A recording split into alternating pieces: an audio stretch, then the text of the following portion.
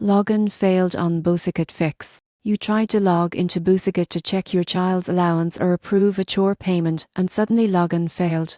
It happens more often than you think, but the fix is usually fast and easy once you know what to look for. Let's start with the simplest reason: incorrect login credentials. Most login errors come from a small typo or outdated password.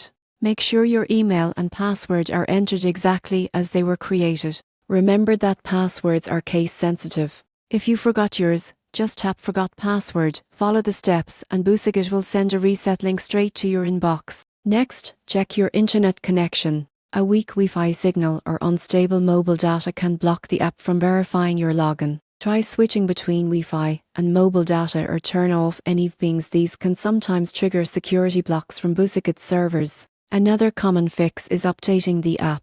Go to your App Store or Google Play and search BusyKid. If an update is available, install it right away. App updates often patch bugs that cause login problems. Once updated, restart your phone and try again. If you still can't log in, clear your app's cache or reinstall it completely. Hashed data can sometimes cause background errors. Don't worry, your account balance and your child's savings data are stored securely on BusyKid servers, so nothing will be lost. Sometimes the issue isn't you at all. BusyKid might be running routine maintenance or updates on their system.